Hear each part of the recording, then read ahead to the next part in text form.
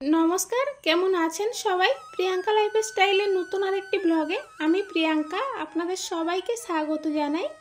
আজ হলো শুক্রবার আর এখন ওই সকাল 7টার মতো বাজে। আর এখন থেকেই ব্লগটা শুরু করছি, তবে পুরো ব্লগটা জুড়ে আপনারা আমার সাথে থাকবেন। আশা করছি খুবই ভালো লাগবে। সকালবেলা ঘুম থেকে উঠে মুখ ধুইতে এসে দেখি ঘাটের ধারে প্রচুর মাছ ঘুরে বেড়াচ্ছে। সেই জন্যই ছিপ ফেলতে বসে পড়লাম। আসলে মাছ সামনে দেখলে প্রত্যেকটা মানুষের লোভ হয় যে কখন সেই মাছটাকে ধরবো, সে ছোট হোক আর বড় হোক।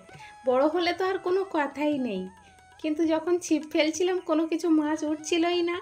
তাই মা এসে একটা ফুল গেঁথে দিয়েছিল, সেটাও খাচ্ছিল না কোনো মাছ। তবে পুকুরে যদি জাপানে পুঁটি থাকে, ফুল দিলেই তো টপ টপ করে খাবে। কিন্তু পুকুরে তো জাপানে পুঁটি নেই, তেলাপিয়া পোনা এইসব রয়েছে, তারা তো ধরছেই না। বিরক্ত হয়ে ওইভাবে রেখে দিয়ে চলে এসেছি মাঠের দিকে। একটা কাকিমা শাপলা তুলতে এসেছে, তো এগুলো তো আমরা বলি শাপলা, আমার শ্বশুরবাড়ির ওদিকে বলে যে নাল, আবার অনেক জায়গায় বলে শালুক। আসলে যে জায়গায় যে নামে পরিচিত তারা সে নামেই চেনে। যেখান থেকে কাকিমা শাপলাগুলো তুলছে এটা কিন্তু পুকুর নয়, ডোবা। এখানে কিন্তু খুব বেশি জল নেই, তবে হাঁটুর উপরে জল আছে। এত শাপলা গাছের মধ্য থেকে ফাঁক করে করে কত সুন্দরভাবে হেঁটে হেঁটে শাপলাগুলো তুলছে দেখুন। একটাও কিন্তু পায়ে জড়িয়ে যাচ্ছে না। আগে কিন্তু এইসব মাঠগুলোতে প্রচুর জোঁক থাকতো, জলে নামা যেত না। এখন আর জোঁক দেখা যায় না, তাই সবাই সাহস করে নামে। আমরা যখন ছোট ছিলাম, বর্ষার সময় এই মাঠগুলোতে অল্প অল্প জল জমলেই ছেকুন জাল নিয়ে বের হয়ে পড়তাম মাছ ধরার জন্য। আর তখন তো প্রচুর জোঁক ছিল, আর ভয়েতে একটু একটু করে মাছ ধরতাম আর তাড়াতাড়ি ডাঙায় উঠতাম। জোকের ভয় ছিল ভীষণ পরিমাণে। কিন্তু সেই সব দিনগুলোকে এখন মিস করি, তাই কাকিমার সাথে সেই সব গল্প করছিলাম। কাকিমার এই ডোবা থেকে শাপলা তোলা কমপ্লিট, এবারে চলে যাচ্ছে অন্য একটা ডোবায়। দেখুন ওর ভিতর দিয়ে কিভাবে যাচ্ছে। সত্যি সাহস, কোনোদিনও আমরা পারবো না এইভাবে যেতে। আসলে এই সব দিকে প্রচুর পরিমাণে সাপ থাকে, তো সাপের ভয় খুব বেশি লাগে। এখন তো জোঁক নেই, কিন্তু জমির যে পুরনো পাড়গুলো রয়েছে তাতে বিষাক্ত বিষাক্ত সাপ থাকে, ওই জন্য কিন্তু বেশি ভয় লাগে। কিন্তু এদের আবার সবসময় চলাফেরা করে অভ্যাস হয়ে গিয়েছে, তো এই জন্যই বুকে সাহস করে মাঠ ঘাট সব দিকেই দৌড়ে বেড়ায়। আর এখানকার মানুষের এই চাষাবাদ করেই তো জীবন জীবিকা চলে।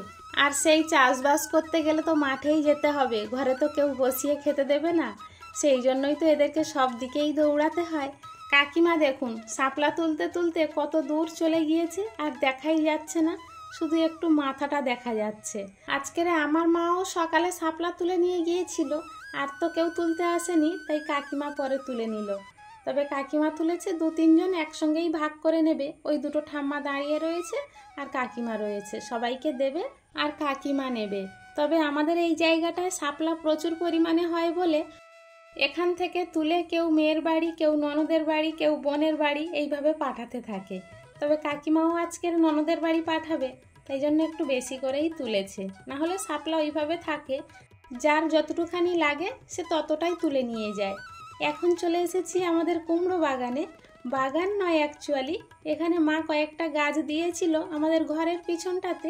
তবে কয়েকটা কুমড়ো হয়েছে আর এখন ফুল ফুটছে, তেমন কোনো ছনি নেই গাছের। কিন্তু মা যখন ফোন করতো মাকে বলতে শুনেছি গাছ খুব মোটা মোটা হয়েছিল, কিন্তু ফল তখনও তেমন ধরেনি।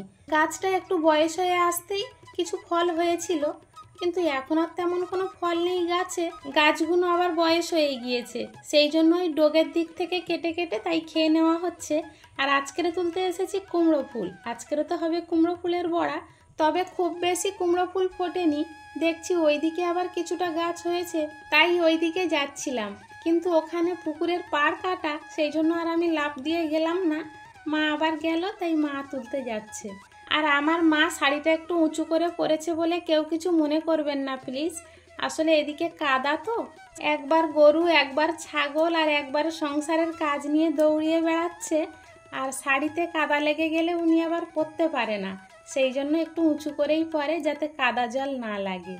এখন সব ফুলগুলো তোলা হয়ে গিয়েছে, মা আমার হাতে দিয়ে দিয়েছে, তাই নিয়ে আমি বাড়িতে চলে যাচ্ছি। আর এখন আমরা খেতে বসেছি। আজকের রান্না হয়েছে কুমড়ো ফুলের বড়া, কাঁকড়ার টক, শাপলা ভাজা আর মাছের একটা তরকারি। আর কুমড়ো ফুলের পিছনে যে ডাঁটাগুলো ছিল সেই ডাঁটাগুলো দিয়ে তুরুল দিয়ে আলু দিয়ে একটা তরকারি। তাহলে চলুন আজকের খাওয়া দাওয়া করতে করতেই ব্লগটা এখানেই শেষ করছি। দেখা হচ্ছে খুব শীঘ্রই নতুন আর একটি ব্লগের সাথে। ততক্ষণ পর্যন্ত সবাই ভালো থাকবেন, সুস্থ থাকবেন, সাবধানে থাকবেন। আর ব্লগটি কেমন হলো অবশ্যই কমেন্টে জানাবেন।